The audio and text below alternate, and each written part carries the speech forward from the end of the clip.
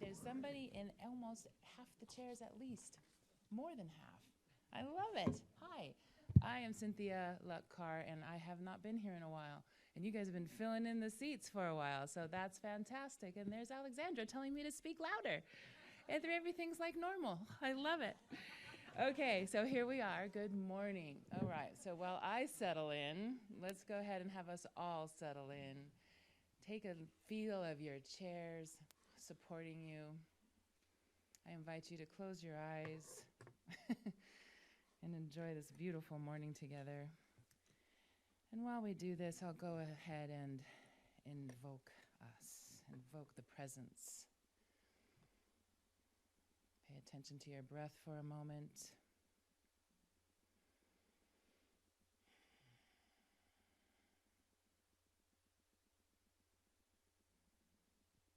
As we gather here in this beautiful sanctuary on this beautiful day with the light of the fall, I know that God is here in perfect form, individualizing as you, individualizing as me.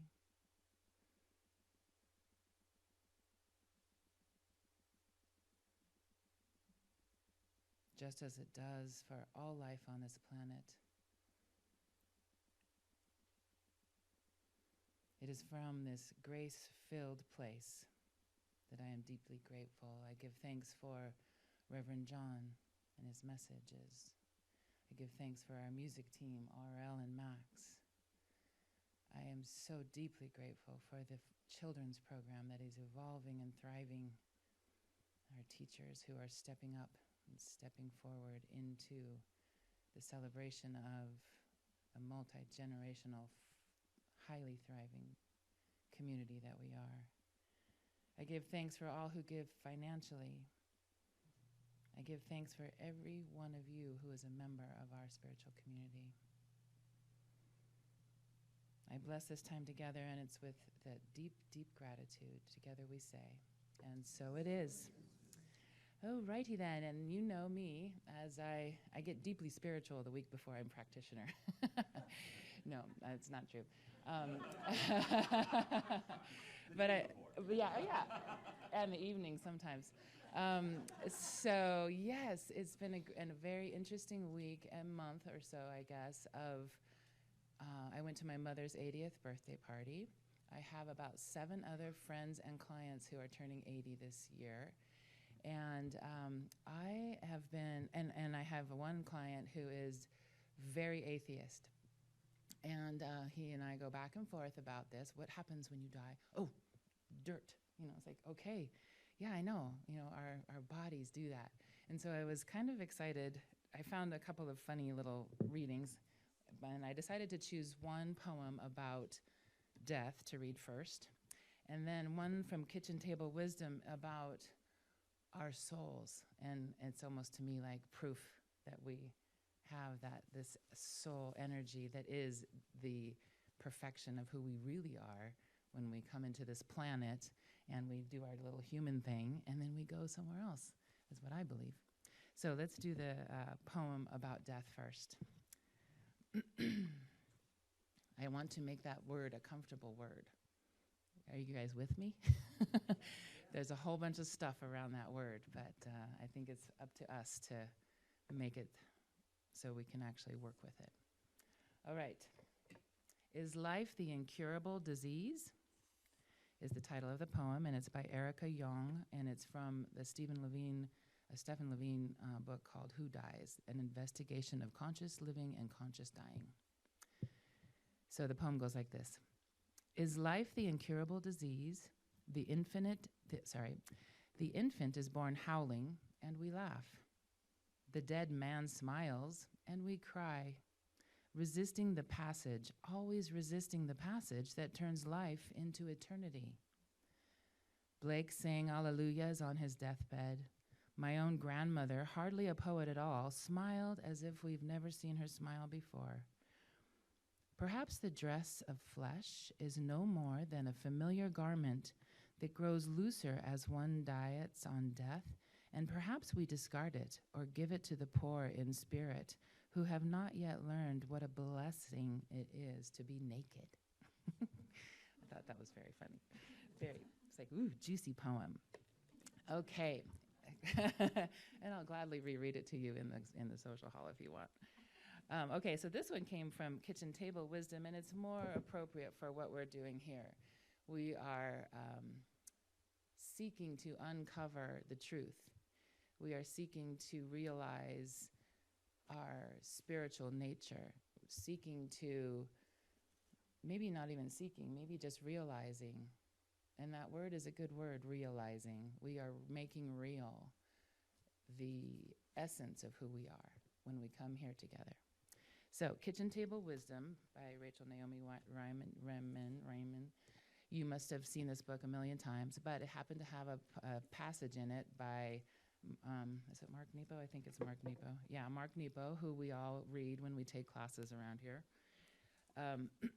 So, it's kind of wordy, like Mark Nepo is, so hang in there with me and I'll go nice and slow. Each person is born with an unencumbered spot, and you can probably put your hand on that spot where you sort of sense it deep inside. I'll start again. Each person is born with an unencumbered spot, free of expectation and regret, free of ambition and embarrassment, free of fear and worry, an umbilical spot of grace where we were each first touched by God. It is this spot of grace that issues peace. Psychologists call this spot the psyche.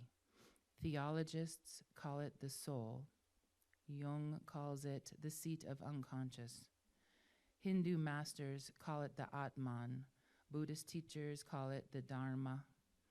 Rilke called it inwardness. Sufis call it Qalb, and Jesus called it the center of our love.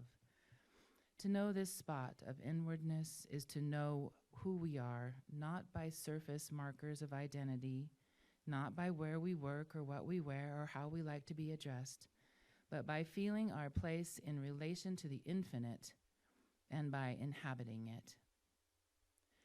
This is a hard, lifelong task, for the nature of becoming is a constant filming over of where we began, while the nature of being is a constant erosion of what is not essential.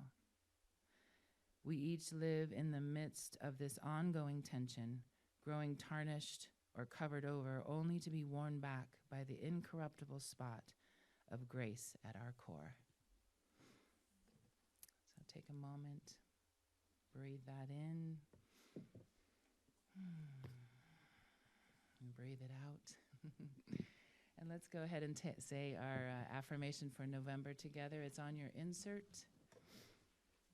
It's the first thing in red below the banner.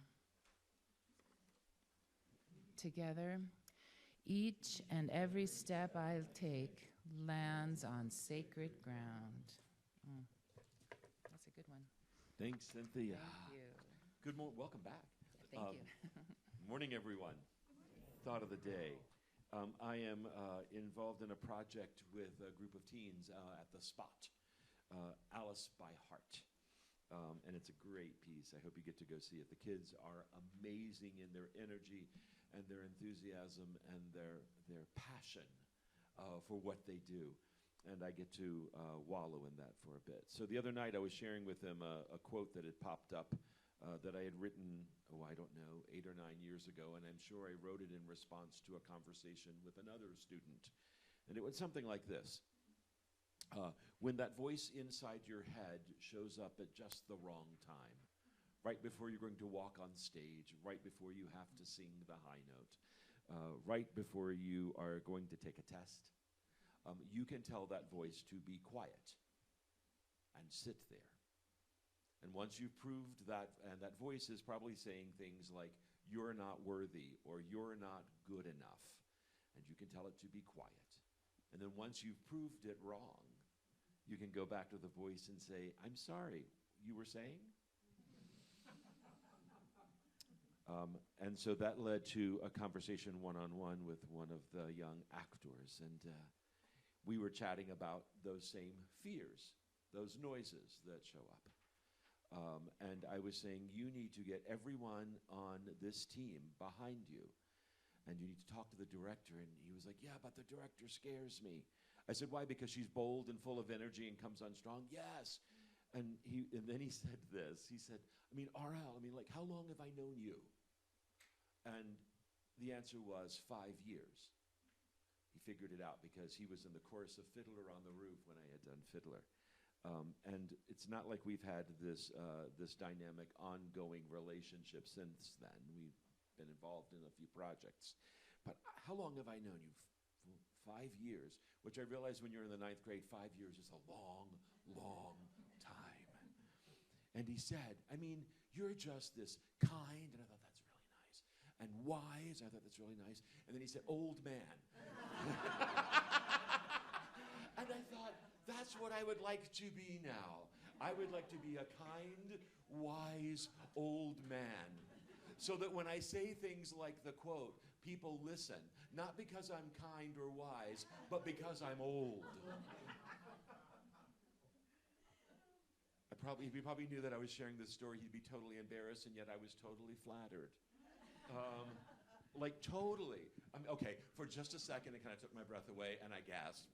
Hopefully not too loud. And then I realized, right, if that's helpful, use it, Anyway, when that voice shows up in your head at exactly the wrong time, just before you're going to speak to someone who you care about, just before you're going to dive into a new adventure, just before you're going to step farther out on the limb than you usually do, when that voice tells you that you're not good enough, or you're too old, or you are not worthy, you can tell that voice to sit there and be quiet. Thank you, R.L. Thank you, Max. Yes, I'm here. Good morning, everybody. Good to see you all this morning. Good to see you all at home. Again, I'd like to remind you, every week we have anywhere between 50 and 90 people viewing from home. So that's a big, full room. And I'd just like to point that out, and I want you guys to feel like you're not completely anonymous, that you're part of this group here. So thank you for being here. So our theme for November is one that I find really interesting. And if you look at the little insert, it says it there. The theme is walking on sacred ground. And if you notice, we always create a little graphic there. And if there's a little inset picture, and they have this, looks like a man, it could be female, it's hard to tell, at a place like Bryce Canyon or the Grand Canyon. And there's a big light, and there's going to begin walking a path through that area. And I think many of us, when we think of walking on sacred ground, that might come into mind. Like, I want to feel like I'm walking on sacred ground. I want it to be amazing. I know many of you, and many of you at home, have walked the Camino in Portugal and Spain. Again, it's like we've declared this sacred ground. We've all had an agreement that it is sacred, and it is wonderful, and it's a prayerful experience or place to be. It's always amazing to go to cathedrals in Europe that people have been praying for 800 or more years. We have had an agreement that it's sacred ground, and we resonate with that. In fact, remember in 2019, when Notre Dame had caught fire, I think the communal shock we had was that, my gosh, this is sacred ground. How could this happen? In fact, we were on our way to Paris and had actually tickets for a concert there, which of course did not happen, and that's just shocking. Like we like to think that places that we have declared as sacred is beyond the human experience, and that it is always sacred. But the challenge of this theme is that wherever we are is sacred ground. Even in the most difficult moments, even as in the world today, which I think many of us are greatly challenged with things that are happening throughout the world, within our government, it's hard to see it as sacred ground. And I think our process of growth and transformation is to declare it sacred ground nonetheless, and then act accordingly. I mean, just think if you have anything challenging coming up on your calendar this week. You know, the phone call that you don't want to make, the visit you've been putting off, and maybe it's a work kind of thing that you've got to talk to someone, and it's like, you know, you have that like, well, you probably, and I do the same thing, as you are leading up to that meeting or phone call or whatever it is, you have already subconsciously declared it as not sacred ground. You've declared it as something that's going to be difficult, something that you just, afterwards you'll be relieved, but you will go, oh, I have to go into this meeting, this thing, this circumstance, and there's something not sacred about it. I can't wait for it to be done so I can get back to whatever sacred ground is. Don't we do that in a bit? So, but if you've declared something sacred ground going into it, even though it's uncomfortable, your experience will be different. So I talked a bit about my blog this week. Ultimately, it is about sacred ground, about something I saw on Netflix that was an adaptation of a book I read a few years ago that also was very meaningful to me. So who has read All the Light That We Cannot See? Isn't it kind of amazing? And I hope, and you've got, and so not that I work for Netflix or have stock or anything, but it's a 4-part version of it, and it was done really well. It gave me that same feeling that the book gave me. So, and you don't have to read the book. But basically, it's, first of all, stories that are good stories aren't always about just the story, if that makes sense. It's about something deeper. It's always about a sense of, even as the reader or viewer, that you have a sense of inner growth just by participating and viewing it, that it's just not a story. That I think sometimes movies or books that are just seemingly about the story that have nothing deeper, it's like, well, that's a nice story, but you don't remember it. But this was a book that stayed with me. So for those who have not read the book or have Netflix, not that I'm going to give you the whole plot, but it takes place in World War II, some of the lead up in France and Germany and occupied France. And of course, it's a time that's historically very difficult. And the surface story is, and we've seen a million stories about World War II in that era, but there was something deeper that called to me in here. So there is an amazing character that is mostly anonymous through this story, that is really the heart and soul of what's going on, that makes transformation and even, let's say, redemption possible for the characters. And I don't mean redemption in, let's say, a Christian sense, but I say redemption is that if you've ever fallen away from who you know you are and into a type of life that you know that you shouldn't be doing, and you had in a sense of inner or outer enlightenment, and you came back to yourself, to me, that's redemption. And I think we all stray our little path a little bit, and we come back to ourselves, like, okay, let's go back. We stray a little bit, and we come back. And so the central character, who is the heart of soul, is someone who is just called the Professor, capital T on the Professor. And this character with whom that you don't know who it is, has a radio show, daily radio show in the 1930s, then leading up to the occupation by fascists, and it's an illegal show. You know, it's something he's doing anyway that he could be arrested and even sent to prison for. And his show was mostly geared towards a younger audience, young people, and it was educational, but on many levels, on mind, body, and spirit. So he taught, in a sense, science, he taught philosophy, and most importantly, he taught that even though the world is, in a sense, feeling like it has lost its way, seemingly no longer on sacred ground, that life is amazing anyway. There is still a sense of wonder and awe. And what his character is trying to teach these young people is like, not his words, but mine, find the sacred ground, even though it's hard to find. And he had this one line that apparently he went back to many times, that you meet some of the characters in the story had been longtime listeners to this show. So they really had this philosophy in their mind that bringing them through this difficult point in their life.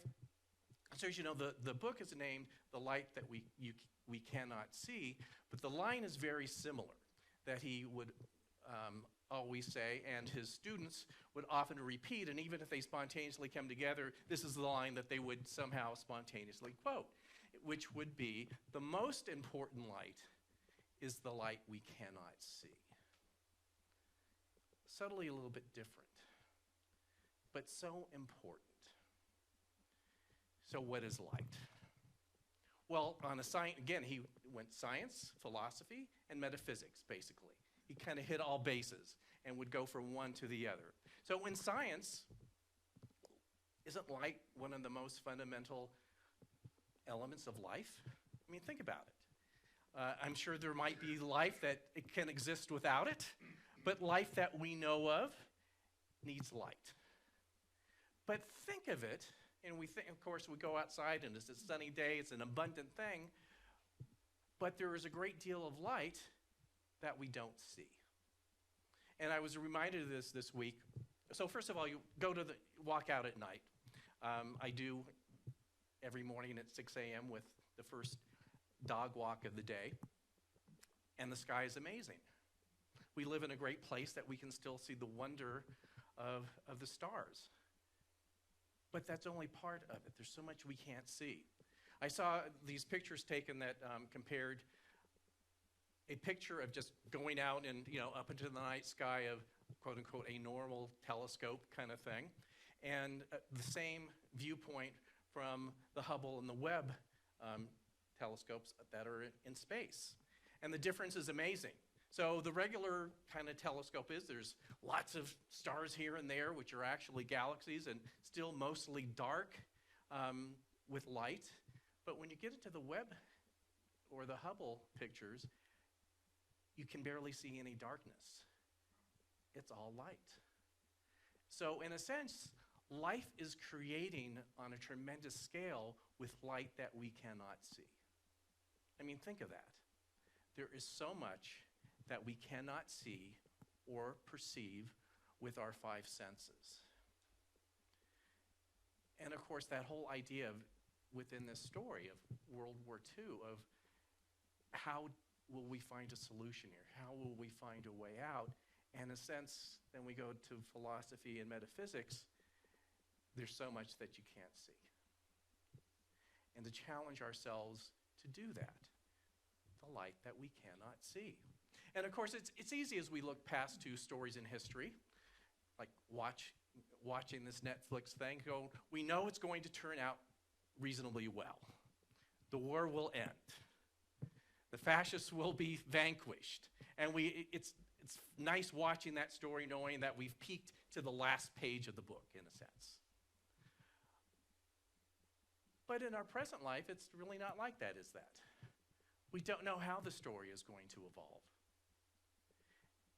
And we're not sure if it's going to evolve completely that to our own liking. One thing I also appreciate about the story is that even though the main characters come together for a true sense of transformation and redemption, that at least in the book version, as you see what happens to some of the characters long term, it's not the choices that I would make as a reader, because I want a real happy ending, don't you? I want the people who I fell in love with as characters for it to work out well, don't you?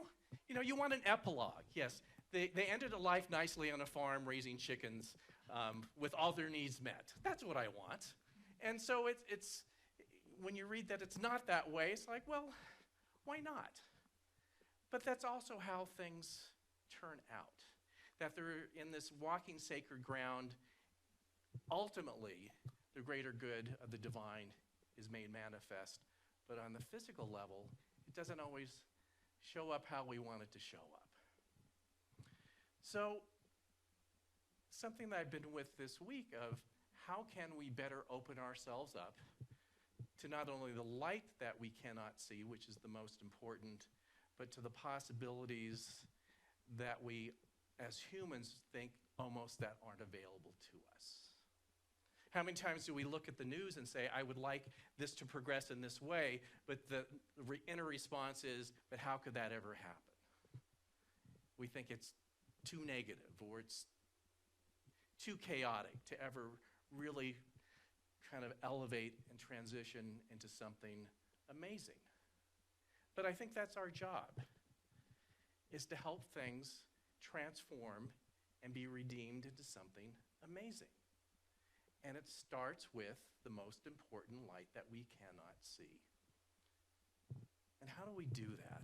I mean, again, it's so easy when we see a story or even look in your own life 30 years ago or something and say, yeah, that really turned out. I can, from the rearview mirror, I can see how it just evolved and how great it was, and I was just driving myself nuts through it, but it turned out well anyway.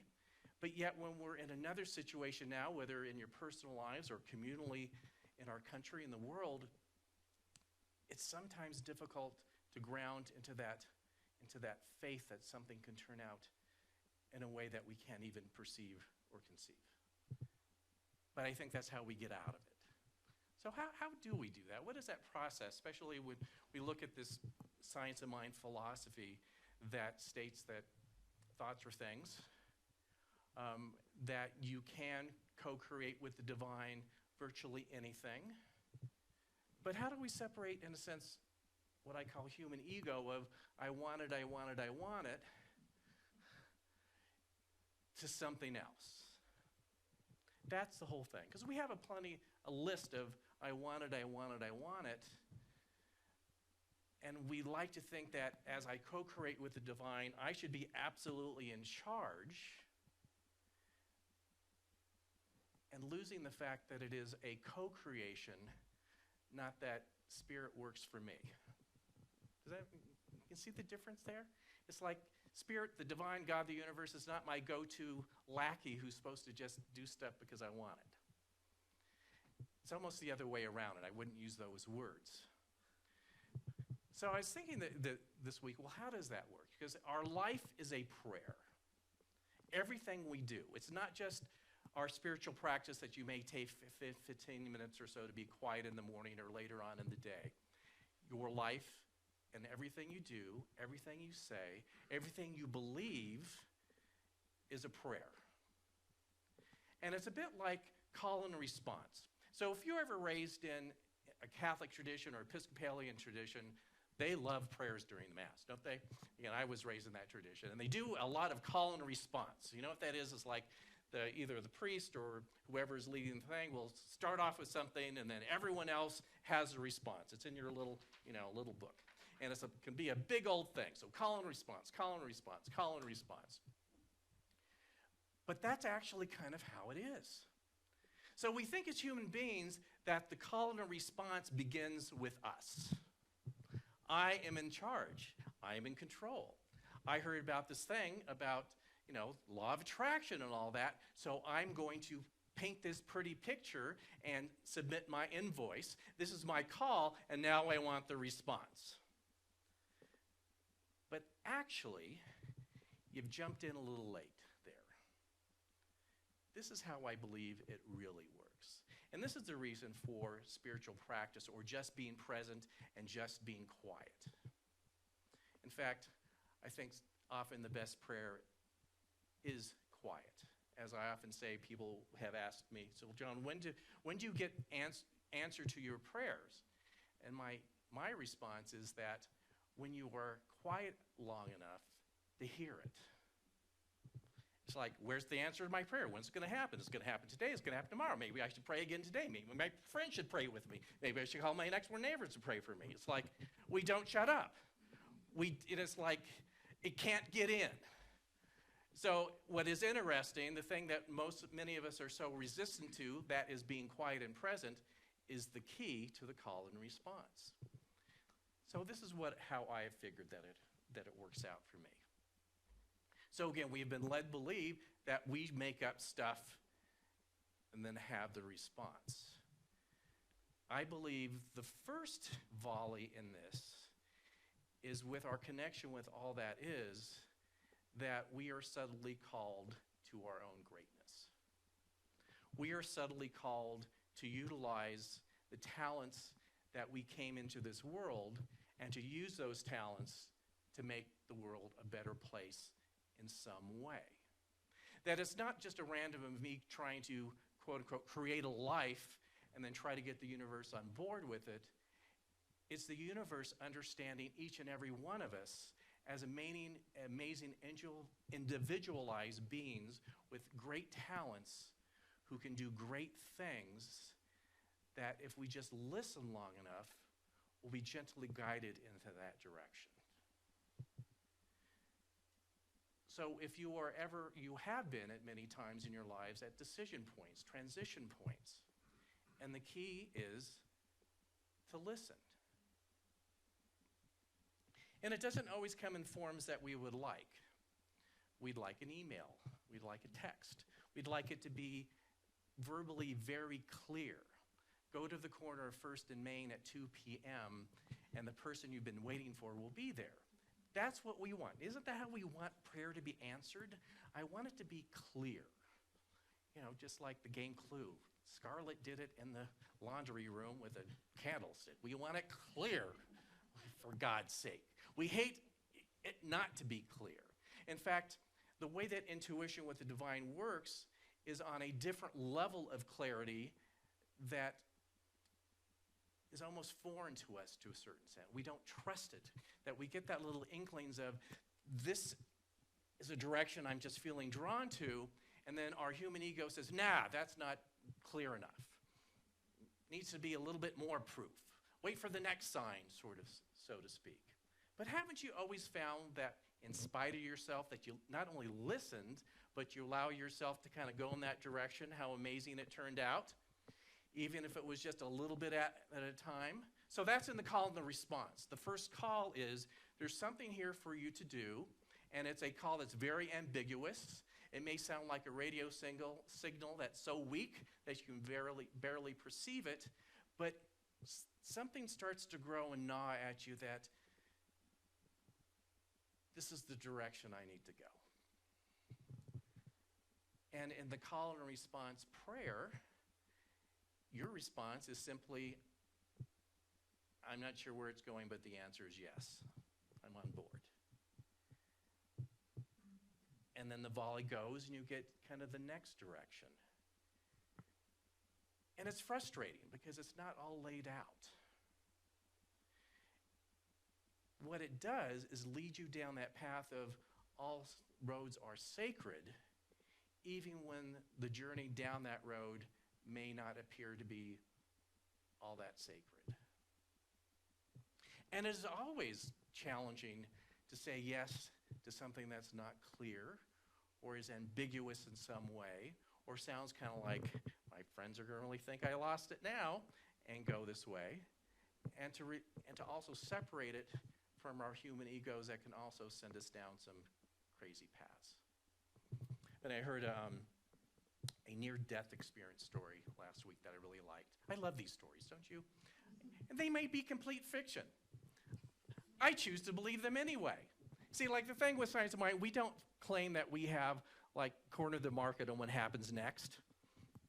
We just kind of play with the ideas. Our idea is to be present now and be the best you can now, make a change in the world now where you are. And the rest will happen on its own. But I love this one. And they all kind of have followed a similar pattern, if you kind of see these on the internet or whatever. But this one was a little bit different. But this is how they kind of go. You kind of leave the body, you see yourself on the operating table or something like that, and you kind of meet a presence or maybe a religious figure or grandma or something like that. And there's always this thing, well, do you want to go back or are you done? And this was like, well, you know, I don't know. He says, well, I think I'll go back. And the thing said, present says, well, so what would you like to do to go back? And this was the little twist that was different. And to her, this presence represented the divine spirit, God or whatever. And she said, you choose. And the answer was, good answer. And I like that. How scary is it in your prayer or meditation, thinking, what am I going to do with the next step, whether you're 7 years old or 800 years old, to say, to let go enough with the presence of the divine, the universe, however you picture it, to say, you choose. And to do it with complete non-attachment. Because isn't it usually, you choose, but make sure it happens on Tuesday. You choose, but make sure I can still wear this outfit. You know what I mean? It's like, you choose, but I really do want that nice car. But to really say in this call and response, you choose, meaning I am ready to connect to this greater good that will utilize me at my best self and all my unique talents, you choose. Isn't that scary? No, really. Let's think about it. So, yeah. No, because we always have but this little thing here I'm going to keep. You choose, but don't go here. We all do that because we all have our fear that if I give up complete control, which control is we don't have anyway, but in our minds, if I'm doing pretty good if I can give up 90% of control. But don't touch that 10%, boy. This is it. Don't go there. I'm not going to do that. Funny, that little 10% is where our biggest learning and transformation is waiting for us to get on board. That 90% that we say you choose, we've already done that work. We're good with it. Fine, yeah, this is where I'm comfortable. Go crazy with it. Don't touch the 10%. That's where the you choose line is going to do its magic in your life. That 10% is the most important light that we cannot see, that we've not only separated but put in a box and taped it up because we just don't want to go there. So go there. That's what it is. Often people, different walks of life, different classes coming here, a lot of different people come here for different reasons. It's like, yes, I want enlightenment. I want to be, walking on water and all that, but don't touch this area here. So it's like, I'll walk everywhere but here. That's the key. That's the letting it go of saying, definitely, you choose. So the lessons we're going to delve into this month is, again, walking on sacred ground, even where we can't see it, and even where we are a bit afraid to go. So think of that in context of your life. Think of that in context to as you turn on the news and feel like the world has lost its collective mind. We are walking sacred ground together. And as we declare it sacred ground, even where it appears to never even have been close to sacred ground, transformation will begin. So I just want to close with a quote that I also put on my blog this week by Ann Weems. It says she is a Presbyterian elder. I'm not sure what they do, but it sounds good. So she says, in the midst of war, I no longer pray for peace. I pray for miracles. I pray that stone hearts will turn to tenderness, and soldiers already deployed will be snatched out of harm's way, and the world will be astounded onto its knees. I pray that the whole world might sit down together and share its bread and its wine. Some say there is no hope, but then I applaud those who never give up our faith, that we are loved by the divine, that we can truly love one another. I no longer pray for peace. I pray for miracles. So let's take this within and know that right where we are right now is sacred ground. Let us know right now any area of our life that is difficult, challenging, or even exasperating is sacred ground. And we know and affirm right now that the path and road to healing and transformation begins in that declaration that every place we are and everything who we are is sacred. As we come from that intention, life can't help but transform. So I give thanks for this right now. I give thanks for the sacred ground that we have already declared in this room, in our communities, and we allow that sacredness to just expand and include everything. For this, I am grateful. I express my gratitude on all levels, And in this gratitude, I release and let go. I release my attachment to that 10% that I'm holding on to. I declare that sacred as well. And I know that as I give up and release 100%, amazing things happen. And so it is.